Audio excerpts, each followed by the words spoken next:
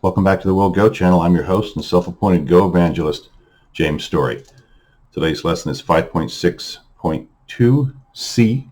It's in the fighting series. We're going to look at the horse's head shape once again when white makes a placement move right in the middle of the shape. So let's get to it here. So here's the horse's head shape, and here's the placement move. Previously, we've looked at this tsuke, or unprotected attachment move, to which black plays here, one side or the other. Usually they can also play this, but if they play one side or the other, white usually just cuts and starts to fight right away.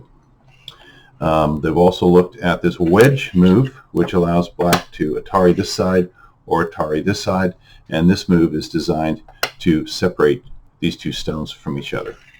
This move, however, originally I thought this would be white's strongest move because it's in the middle of the shape and it's not touching any of the stones, so no matter what black does, they can't even hane, or can't atari or hane this stone.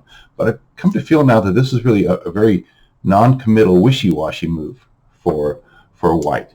If black wants to connect these two stones, if they say that's their most important connection, then they're going to play this here, here, here, and if white now tries to cut, black can simply extend this way, and they've caught these two stones, white stones, in a net. There's no way for white to get out, as we've seen in a previous lesson, and atari. So what white usually does is they usually play when if black, of course, wants to connect these two, they just connect there, right? If they want to connect these two, they play this. So usually what happens is when black does this, white comes down to at least poke into the tiger's mouth, and then they come out with this move. If they come up here, once again, black can play here. And if white cuts, then black can simply come back and catch these stones and atari them and capture them. So that's why white usually plays this to try to get out. Now, if black says, this is my most important connection, which is kind of what they were thinking when they played this, isn't it? Then they could play there and reconnect those stones. If they wanted to protect one of these two cutting points first, they could say, well, this is the weakest cutting point because white has an immediate atari on these stones. So black might cut that one, protect this one first. White plays there, that's not an immediate atari. So black might play that one here, first. If white tries to cut this way, notice that black can play here, and now black has these stones caught in a ladder, or if white protrudes out that way, they have this stone caught in a ladder. So once again, black has three stones in the area before white even plays their placement move, and it means that black is going to be ahead in this fight, and white's going to need some helper stones around to make this fight go well for them. All right, another thing that black might try is they say, okay, this connection here is just absolute for me. Let's say they just play here. They definitely need to make some territory on that side, so they really want to connect these two stones. And of course, this shape can happen way out in the middle of the board too. But if they do that, white can try two things. They can try the bump, and they can also try one of these diagonal moves here. All right, let's look at one of the diagonal moves. This is really usually not a great move for white. Black can threaten to atari this stone and then have both of those stones caught in a ladder. You can see they've got this stone caught in a ladder, and if this ladder works for white, they could come out there, but then black could come back and attack this stone and try to catch it in the ladder, and white would need another ladder breaker out there. So usually when white plays one of these, black is going to hit here, and white's going to connect, and then black comes up here, and now when white plays there, black can try to capture this stone in a ladder. Once again, white needs some ladder breakers off in both of these directions in order to separate this stone from these two. Another move that white might try rather than one of the diagonal moves is just simply to bump the black stone like this. All right.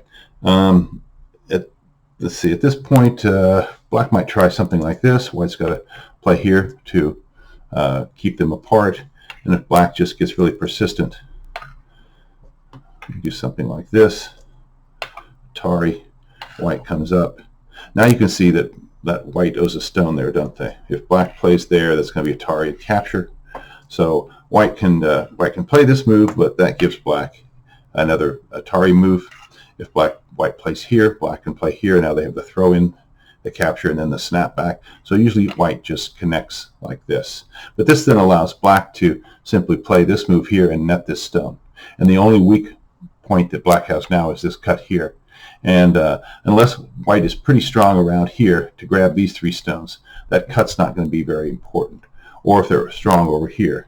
For example, it might go something like this, and maybe, I don't know, it doesn't really look like white has much going on here.